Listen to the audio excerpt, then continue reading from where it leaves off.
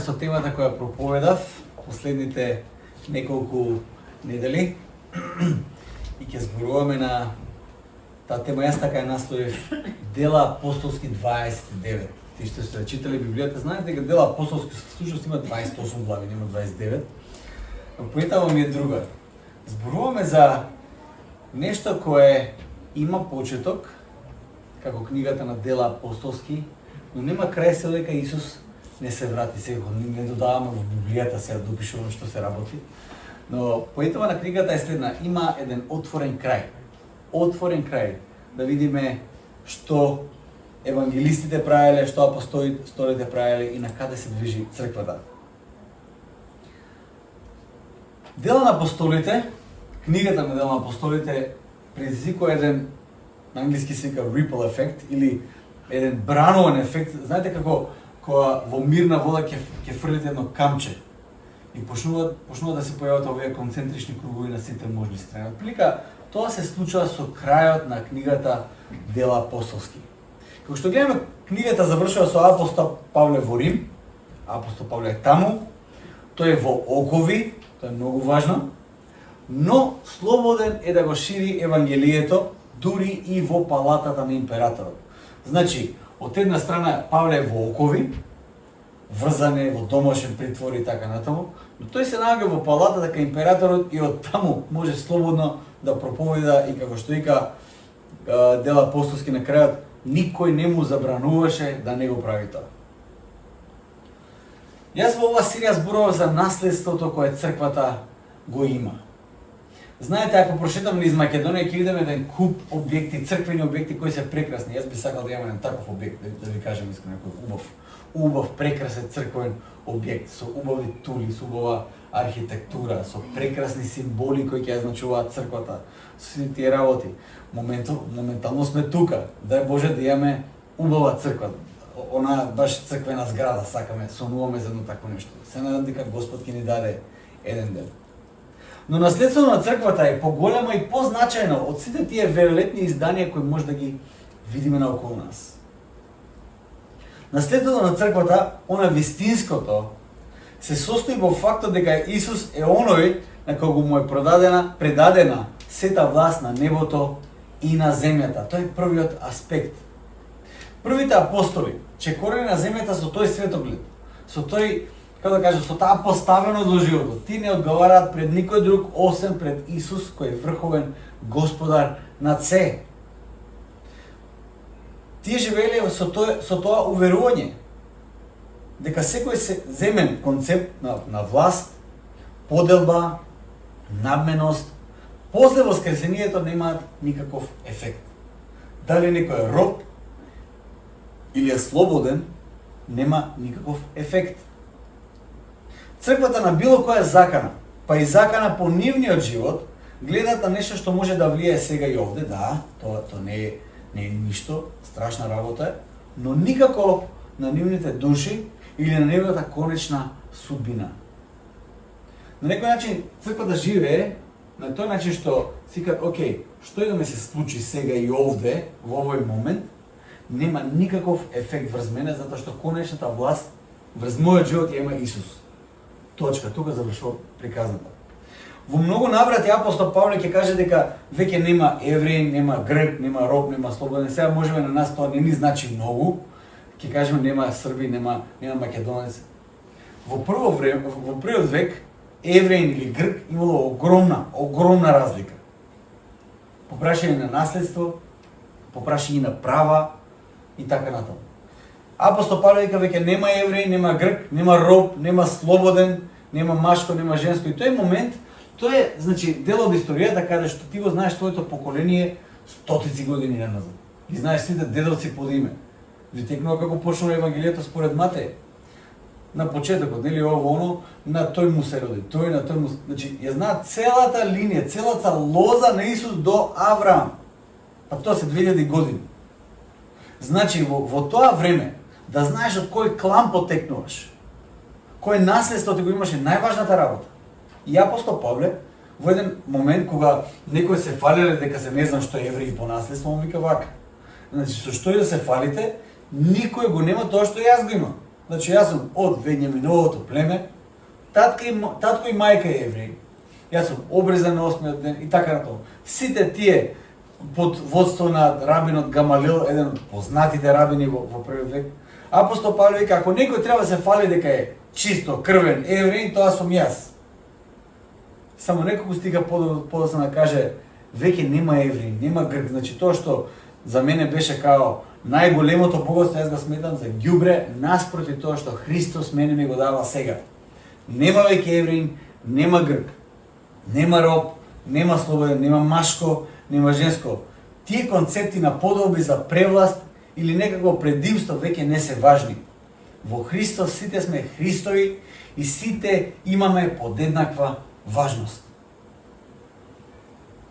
Ако читате историчарот Том Холанд, тој ќе ви каже вака, мислите дека тоа да кажеме општо прифатено правило дека секој човечки живот е подеднакво важен е нормална работа? Па не било никош нормална работа тоа. Благодарение на галатјаните и токму на овој стих и некаде во средниот век се доаѓа до тој светоглед дека сечи живот има еднаква вредност. Сите сме ние подеднакво важни и вредни. Во прв век не било така. Ако си роб, ти немаш никаква вредност. Ама јас сум човечко битие, кој те прашува за таа работа, па ти си роб. Ако си император, ти си најважната личност, ти си Бог. Саѓате? Сега ние го сметаме тоа како нормална работа. Никогаш не била нормална работа. Тоа е едно наследство на црквата. Значи, Павле, на некој начин тие предимства, тие некои важности ги смета за неважни. Сите сме Христови. Апостол Павле во Колосјаните 3 глава ќе каже дека нашиот живот е скриен во Христа. Така да што и да не се случува сега и овде на земјата, нашиот живот во конечност е во Христова власт, доколку ја положиме нашата вера во Него. Од таа гледна точка апостол Павле ќе биде толку екстремен и ќе каже дека дури и да умре, тој смртта ќе ја гледа како придобивка. Тоа го зборува он во Филипјаните 1 глава. Христос е врховниот владател на нашите животи. Без разлика дали некој тиранин сака да ни наштети, или пријатели сака да не понижат, или што и да не се случува во животот. Не е важно. Тоа за нас не представува никаква опасност или дефинирање за нас. Ние сме Христови и тој е врховниот владател над нас. Точка. Тој ни ја дава вредноста. Тој ни ја дава важноста. Христос е се во се. Тоа е првото наследство кое црквата го живее. Втората работа е Светиот Дух и силата која доаѓа од Духот. Христовиот повик за нас изгледа, да бидам искрен, невозможен. Кога Христос не повикува, повикот изгледа невозможен. Исус ќе каже, ако некој сака да ме следи, нека го земе и нека го дигне својот крст секојдневно, секој ден го дигнуваш твојот крст, тоа Исус кажува, значи треба да се откажуваме од себе си секој ден. Нека се откаже од себе си и нека ме следи. На друго место Исус ќе каже вака, ако некој сака да биде мој ученик, треба да ги замрази татка си и мајка си, браќа, сестри, сопруга, деца, све, па дури да го замрази и својот живот, дури тоа ќе може да биде мој ученик. Може некој тоа да го исполни? Ја не можам. Тоа за мене е невозможна мисија. На кој начин тоа? Се нема да навлегам во теолошки што тоа представува, што значи тоа, како да го разбереме тоа, нема да навлегам во тие толкувања. Само ги кажам вака.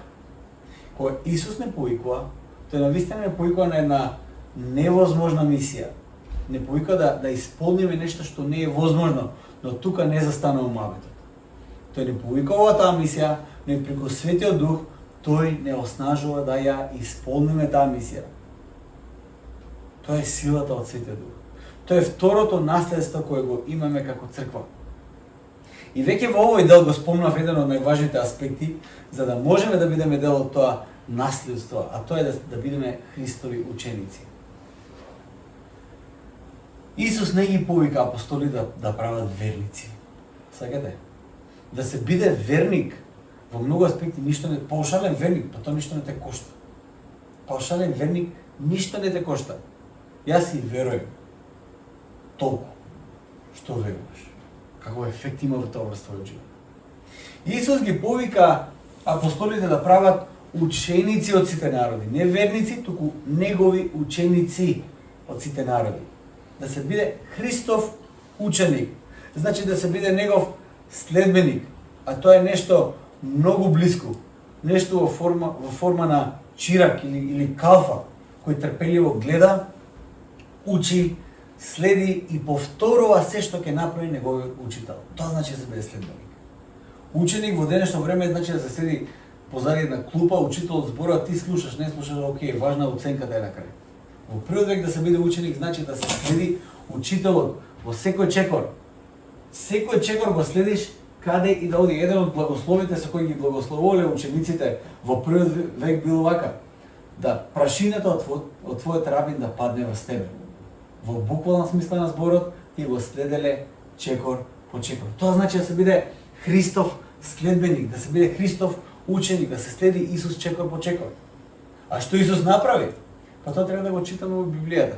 Ќе видиме дека она химна за Христовото Евангелие е дека тој кој беше еднаков со Бога се откажа од сите можни права кои му следуваа како Божи син и земеа облик на слуга. И стана еден од нас и беше послушен до смрт, па дури до смрт на крст. И затоа Господ Бог Таткото го превозвиши над секое име. Само откажување, само прегорност, послушност до крај. Тоа е се чекорите кои ние треба да ги следиме со Исус. Има уште едно наследство за кое зборувавме минатиот пат, а тоа е тензијата во која се наоѓа црквата. Црквата е постојано во некаква тензија и тоа е наследство на црквата. Ако сакаме да се оттерасиме од тоа наследство, ние ќе создадеме една заедница која ни е убава, која ни е удобна, која ни е прекрасна, но тоа нема да е црква. Црквата живее во расчекор, постојан расчекор со светот, постојан расчекор со културата. Црквата на некој начин е некаква контракултура, или како што кажав минатиот пат, некаква алтернативна заедница, во која човекот доаѓа, излегува од светот и станува оружје за светот. Тој не е од светот, но тој е за светот. Тоа е црквата. Тоа е црквата. Алтернативна заедница, контракултурата. Знаете, една од тие дефиниции за Царството Божие кој Исус го донесе дека Царството Божие веќе е тука, но не во целост. Претензија. Кој Исус се молеше со таа првосвештеничка молитва за неговите апостоли и за тие што ќе поверуваат во нивните зборови, вика: Татко, јас не те молам да ги земеш од светот, затоа што они не се од светот, но тие се во светот. Ти не се од светот, но се во светот. Заштити ги. Точка. Значи, постојано во некаква тензија се наоѓаме. Тоа е црквата. Моментот кога ќе кажеш: добро, јас си создадов доволно добро место во кое ќе си имам душевен мир, се ми е супер, прашањето е дали тоа е црква. Затоа што црквата, како едно наследство, едно важно наследство на црквата е таа тензија. Тоа е еден расчекор, една контракултура во која црквата треба да живее. И тоа не е проклетство на црквата, тоа е огромен благослов. Затоа што ако сме реални, за секаков напредок, за секаков растеж во овој свет, по природата, како постои светот, треба отпор. Така? Ние не растеме надоле на кај што не влече гравитацијата, на кај растеме? Растеме нагоре. Тоа е природно, така? Ако некој расте само овака, ако лежи, ќе кажеме дека нешто не е во ред. Ако некој не расте воопште, ќе кажеме дека не е во ред. Ние знаеме дека за некој да расте, да се развива нормално, треба да расте спротивно на гравитацијата, да расте во висина. Така? Таква е природата на нешто. Затоа што зборував пред 2 години, пак ќе треба да се навратам на таа проповед, а тоа е за плодот на духот. До плод на духот никогаш не доаѓаме онака како го избациме животот во лер брзина, без брзина. За плод на духот секогаш треба напор, треба намерност. За љубовта треба намерност, треба труд. За самоконтролата, колку труд треба за тоа. За пожртвуваноста, за кроткоста, за добрината, треба многу намерност. Не доаѓа преку ноќ, не доаѓа од никаде. мораме да бидеме намерни. Така ли? Тоа е плодот на духот. На еден ист начин, тоа е едно од наследството на црквата, дека ние го имаме тоа наследство да живееме во расчекор со Светот и само тогаш, со еден таков отпор, ние стануваме дел од таа здрава алтернативна заедница на земјата. Јас денеска како заклучок ќе зборувам за уште едно наследство кое црквата го има, многу важно наследство. Ќе почнам од нашето име. Ние се викаме Евангелска црква. Коренот на тоа име се состои во зборот Евангелие. Знаете ли што е Евангелие? Како се преведува Евангелие? Радосна вест. Ние сме црквата која го живее и проповеда Евангелието. Значи, ние сме црква која го живее тоа наследство на радосната вест. Активниот црковен живот и активната мисија се заснуваат на тоа да ја проповедаме радосната вест во нашето општество. Јас искрено се надам дека Евангелска црква Аеродром го живее тоа наследство што го содржи во незиното име. Сега ќе зборам за два аспекти на Евангелието. Евангелие како литературна форма од Библијата може да добием само на Библија, тука има.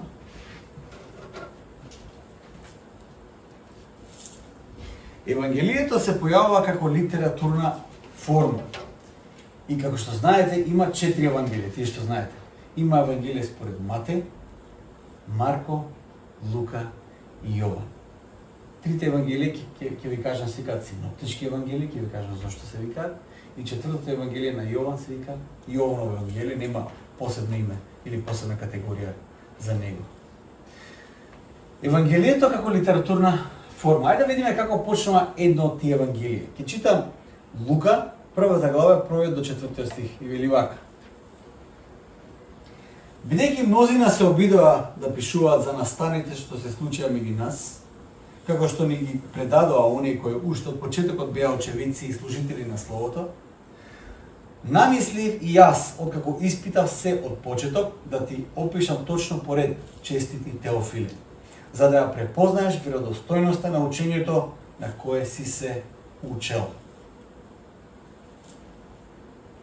Тоа е почетокот на Евангелието според Лука. Евангелието е литературна форма која напишале евангелистите. Тоест, 4 евангелисти го пренесуваат тоа Евангелие, да радосната вест, преведено на македонски, за Исус Христос. Зашто се работи? Ако земам онака сувопарно да ви објаснам, ќе ви кажам вака. Во први век живеела личност по име Исус и неговата појава е толку впечатлива што го привлекува вниманието од многу страни. Настаните поврзани со него се толку несекојдневни и толку необични што каде и да се движи, Исус има народ кој го следи, има толпа, има еден куп сведоци кои кажуваат што се случило, кога се случило, кој чудо го виделе, кој болен човек станал од постела, и има многу сведоци за неговите дела. Настаните околу Исус се навистина несекојдневни настани. Тоа не се случило само еднаш, еден инцидент, туку тоа се случувало во континуитет 3 години.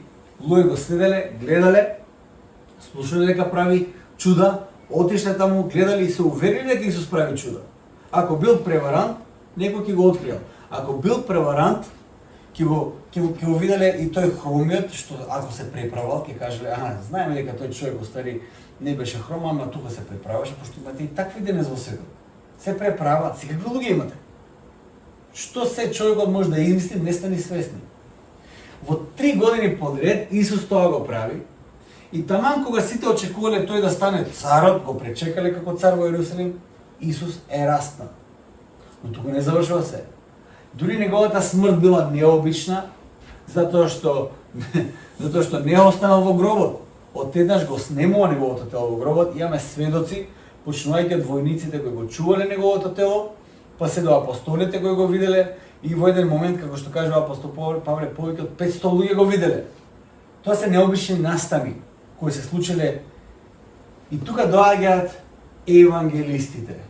Како што кажува евангелистот Лука, јас испитав се, отидов на секаде, да видам што се случило, сите тие записи, сите тие устни преданија, сите тие приказни, јас испитав се подред како се случило и јас така ги запишав. И сега тебе ти ги праќам, чести Теофиле, да видиш што ти веруваш и дали е во склад со тоа што си го слушнал.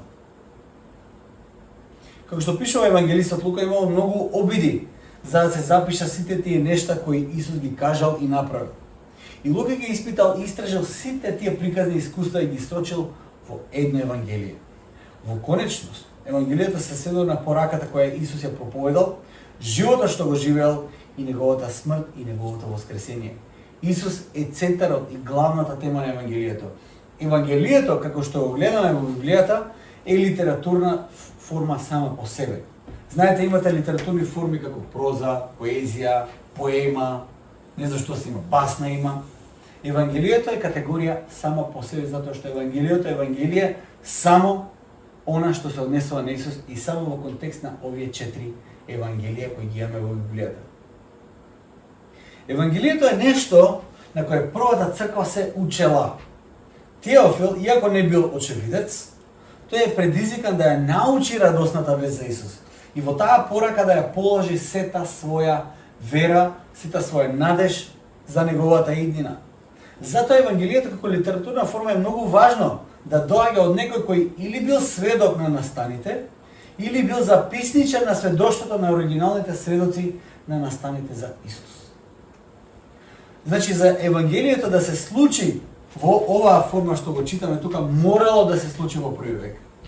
Морало да има човек кој бил во контакт со апостолите или бил очевидец за да може да биде Евангелие. Сето друго не е Евангелие.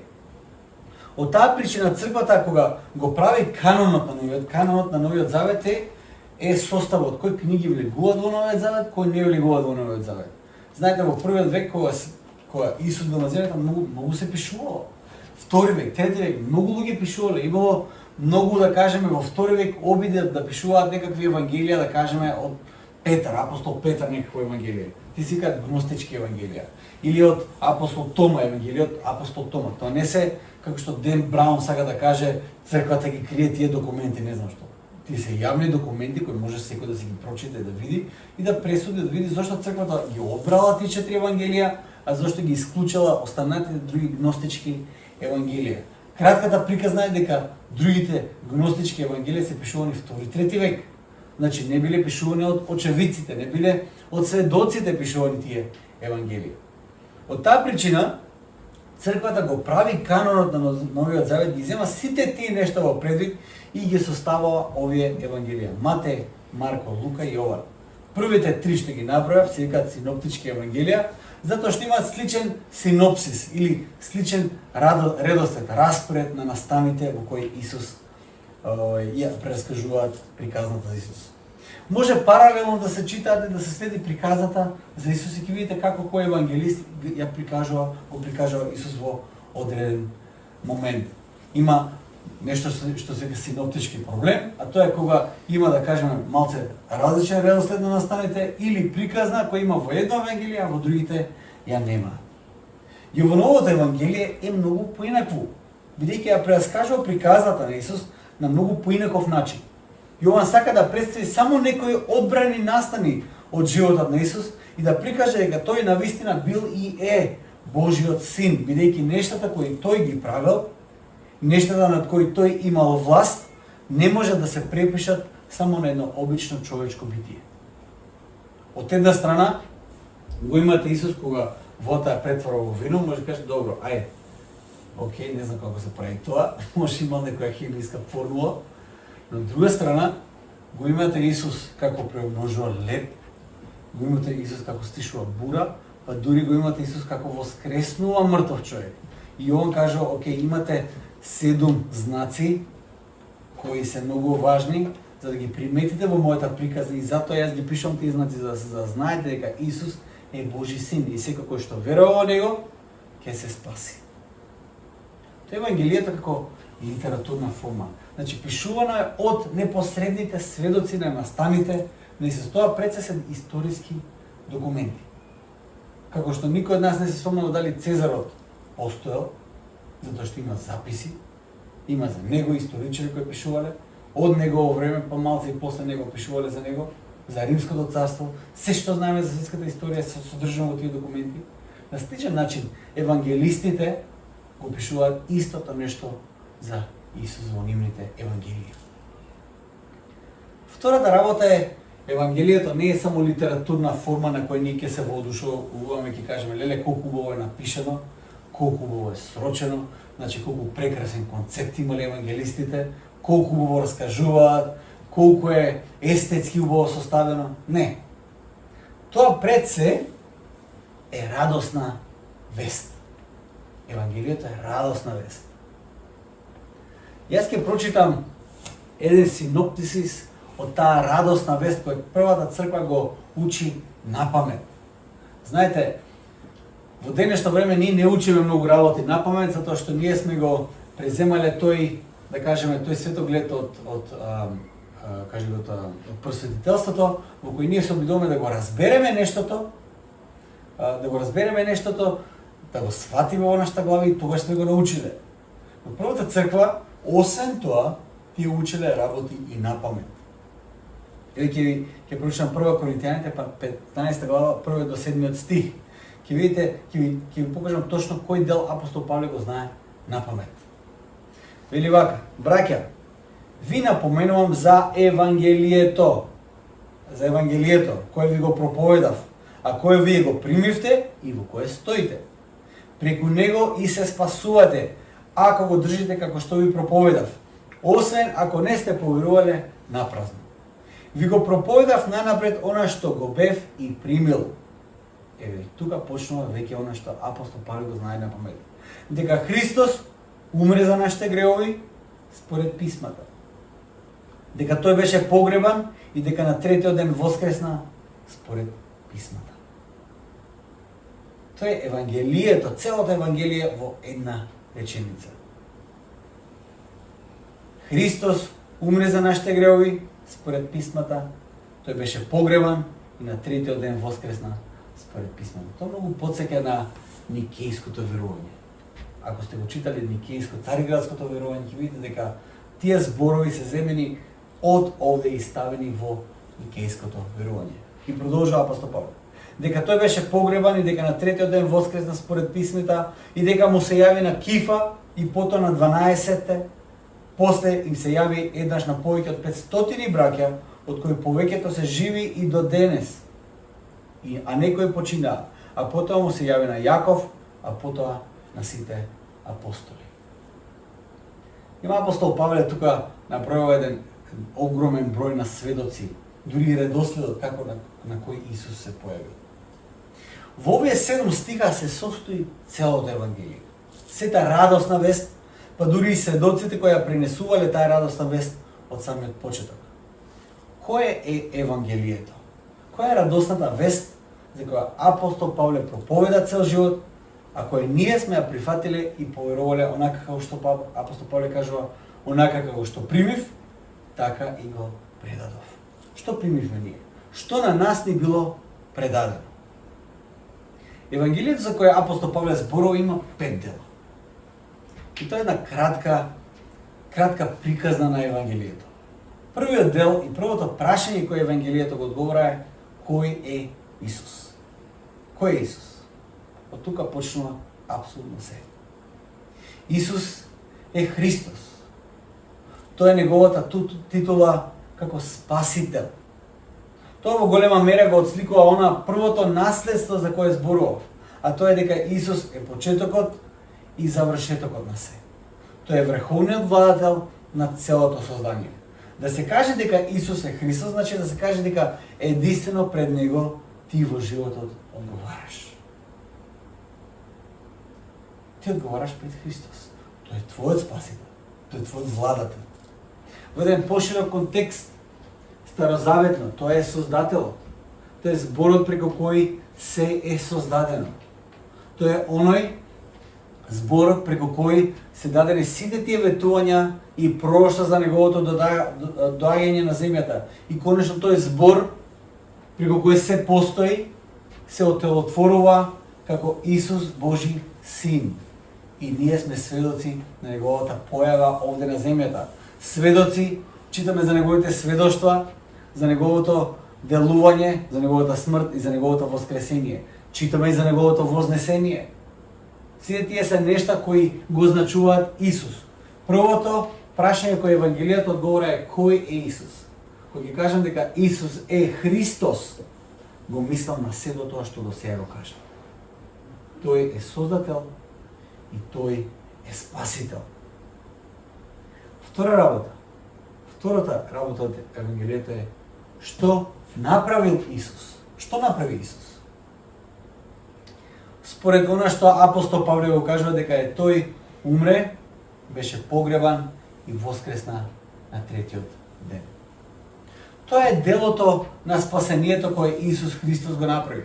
Христос умре и воскресна за да не спаси. Од таа причина Исус се нарекува Спасител. Тој не спасува нас од нешто. Но од што? Од што не спасува Христос? Може би некој од вас сега не чувствува дека му треба некакво спасение. И кога кажам дека Исус е Спасител, за вас тоа може ништо да не значи. Си кажеш што значи тоа? За мене ништо не значи затоа што јас немам потреба од Спасител.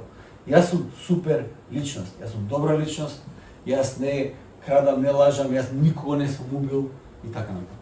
Милион работи може да наброиме за да докажеме дека вие сте одлична личност.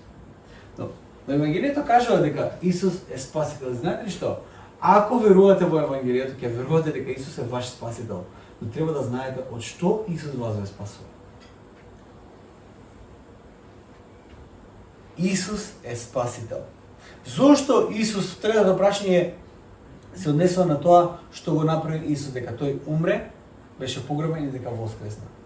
Третото прашање е зошто Исус тоа го направи? Зошто Исус тоа го направи?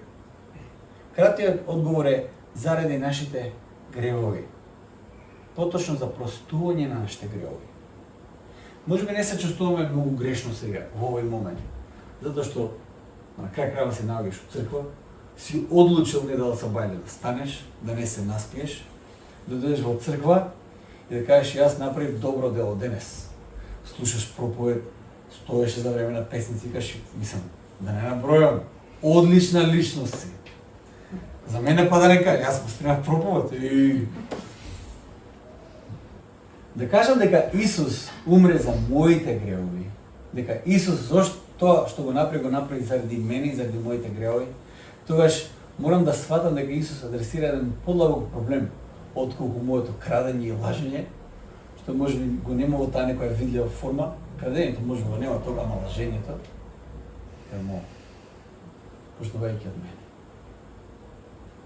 Гревот е нешто кое е многу суштинско внатре во нас. Јас обично кога оваа недела баш имав еден пасторален мојот личност и таа личност се мачеше со тоа дека се треба да заслужи, се треба да изработи за да може да каже дека е со Исус и да биде доволно добра таа личност за да каже дека заслужува Божјата милост.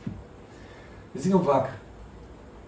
Дури нашите најдобри дела со нашите најдобри намери имаат суета внатре во нив. Ева анализира твоето најдобро дело што го имаш.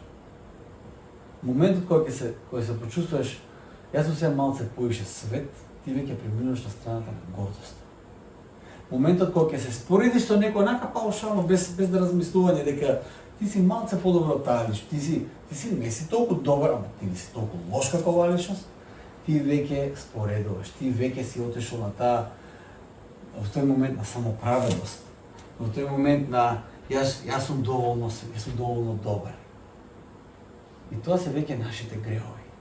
Моментот кога ти на било кој начин ќе помислиш дека ти си доволен за самиот себе си. А да не одам во тие грозни нешта во кои што малце само да копнеш во твоето срце ќе ги најдеш. Твоите мотиви и твоите намери многу често пати, дури кон твоите оние што најмногу ги сакаш. Често пати не се чисти мотиви, не се чисти намери. Има себичност за нив. Ако бидеш доволно искрен, ќе го видиш тоа. Ако се лажеш сами од себе си, нема да го видиш. Ќе кажеш, сите мои намери се одлични и чисти. Утре са бај. За мене кажам, утре са бај. Има многу себичност често пати во тоа што јас си го барам за себе. Очекувања после моите добри намери. Тоа е мојот грев. Тоа е мојот грев. И затоа Исус умре. Затоа што јас не можам да спасам себе си. Не можам јас да се исчистам себе си од сите тие нешта. Гревот премногу е навлезен во мене. За да можам да направам дисекција што е добро, што е зло. Мене ми треба помош. Мене ми треба спасител. Третото прашање е зошто Исус тоа го направи што го направи? Зошто Исус го помина тој пат на Голгота? Зошто Исус отиде низ таа Вија Долороса каде што беше исмеван, плукан, тепан, распнат на крај во таа грозна смрт? И затоа што мене ми требаше спасител. Требаше некој кој ќе го прости и ќе го измие мојот грев. Затоа што јас не бев во можност тоа да го направам. Дури со моите најдобри обиди, јас завршував со гордост или со самоправедност. Зашто тако сум јас. Мене ми треба помош. Мене ми треба спасител.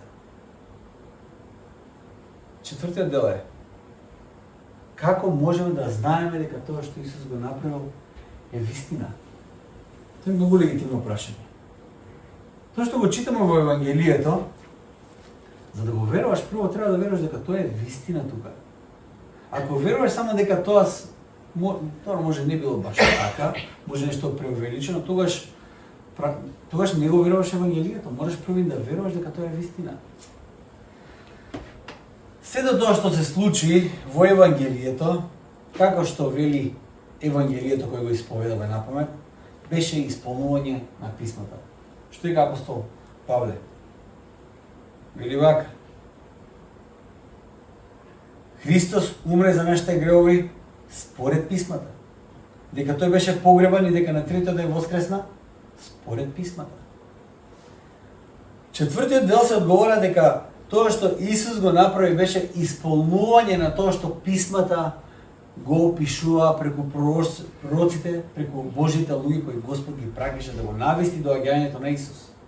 Исто така имаше една голема заедница на сведоци. Апостол Павле ги набројува Петар, Јаков, 12 апостоли и вели во еден случај имаше повеќе од 500 луѓе каде што Исус наеднаш им се јави на сите, повеќето од нив уште се живи, некои веќе не се живи. Со други збори апостол Павле сега да каже: ако имате било каков сомнеш, уште денес се уште има сведоци кои ќе го посведочат тоа, прашајте ги. Во вас спаѓаат и евангелистите кои го пишуваат и проповедаат Евангелието. Евангелието не е некоја слепа вера. Јас не можам да положам мојата вера на некој слеп чекор на вера. Тоа не е Евангелието. Тоа може би некој друго Евангелие, но не Христовото Евангелие. Евангелието е вера во она што Христос го направи на крстот и неговото воскресение, и за кое имаше многу сведоци кои го запиша тоа сведоштво. Во такво Евангелие јас можам да верувам. Евангелие кој имаше сведоци. Иначе да се појави некој човек во историјата и да кажува милион работи за себе, Исус не бил според некои наши критериуми понизен човек. Тој бил понизен во аспектот на тоа дека бил Бог и зема човечка форма и беше понизен и послушен до смрт. Но Исус ги каже: ако сакате во небото, само преку мене. И јас тоа да го кажам. Каже Живко пролупал нешто. Ви кажам вака: ако сакате во небото, само мене ќе ме слушате, никој друг. Си кажете: ова е више секта, бегајте од тука. И знаете ли што? Апостол Павле дури тоа го кажува за себе. Вика, ако некој друг проповеда друго евангелие, не го слушате, тоа не е од Бог. И вика, дури и јас ако дојдам со друго евангелие, не ме слушате. Тоа што сум го примил, тоа ви го предадов, и ако нешто друго зборам, бегајте од мене. Сум пролупал. Тоа го кажува апостол Павле за себе си. Тоа ќе го кажем и јас за себе. Евангелието кој го примаме е евангелие кој го примаме од првите сведоци и на таков начин ние го предаваме понатаму. Во ова спаѓаат, како што кажав, евангелистите. Евангелието не е слепчеко на вера, туку вера во историскиот настан кој се случи во првиот век, а кој центарот на се е Исус. И последниот дел на Евангелието бара одговор од мене и од тебе. Како да одговорам на тоа Евангелие? Затоа што Евангелието, ако е само историски факт, например, како Гај Јулиј Цезар од Рим, Гај Јулиј Цезар од Рим, Римското царство, не бара од мене апсолутно ништо. Сега јас може да прочитам за него, да видам супер, освојувал не знам што се не, испоубил милиони, тоа му била уствари политичката кампања. Јас убив милиони гали и уште милиони земав у робство и цел Рим. Тој е нашиот лидер. Од денешно време тоа не го величаме, нели? Едноставно не се разуме на таков владател. Ма кај Јулиј Цезар од историјата од мене не бара апсолутно ништо. Јас не чувствувам некаква поврзаност со него или некакво бреме да правам нешто за Гај Јулиј Цезар. Но Исус не е така. Исус бара од тебе. Исус вели, ако сакаш да бидеш, како прво мора да бидеш мој следбеник. Иако не е тука сега да го видиме опипливо, Исус бара да бидеме негов следбеник. Ама и од друга страна вика, ако сакаш да бидеш мој следбеник, тоа значи. Исус бара одговор од тебе. Евангелието за Исус бара одговор од мене, бара одговор од тебе. Како да одговорам на тоа Евангелие? Едноставниот одговор е покаяние и вера. Друг начин нема. Не можеш да бидеш доволно добар, не можеш да го имаш најисправното разбирање за нештата, не можеш да чекаш да дојдеш до одредена совршена состојба за да кажеш дека достоен за тоа. Едноставно пристапуваш со покаяние и вера. Тоа е радосната вест. Едно од најважните наследства која црквата го има. Тоа е радосната вест. Тоа е Евангелието. Често пати црквата се пушта во наративот на некоја деструктивна вест или некаква страшна вест. Деструктивната и страшна вест не произлегува од Бог, туку од оној кој го мрази созданието и сака да го пороби. Тоа е сатоната. Сатоната секогаш ќе дојде со некои страшни вести за вас, знаете. Ќе истропа на врат на вашето срце и ќе каже што следи, па ти не си свезен. Само ако ти еш таму некои такви работи. Ќе ти се јави на сон во форма на света не знам кој. Ќе ти каже ако тоа не го правиш, твојата фамилија отиде низ брдо ќе испоумрете сите. Гради таму нешто, прави, сеше твоje пари фрлај ово. Тоа не е Евангелието. Бог не пристапи така. Исус не пристапи така. Тоа навистина е страшна вест, ако го погледнете сатоната, ако го слушнете сатоната. Кога ќе погледам на светот и кога ќе погледам на страдањата и на маките, на сиромаштијата и потребата, на болестите и потребите за кои се соочува светот, навистина тоа е страшна вест. Погледнете на светот и ќе видите страшната вест. Не добрата вест, страшната вест ќе видите. Ќе видите стравот. Ќе видите анксиозноста. Ќе видите од кај извираат сите тие работи. Само моментот кога ќе погледнете светот, ќе видите мрак. Нема надеж. Украина во моментот не се соочува со некоја радосна вест. Луѓето во Украина, кои да се, украинци, руси, кои да се, во тој дел од светот има конфликт. Тоа не е радосна вест.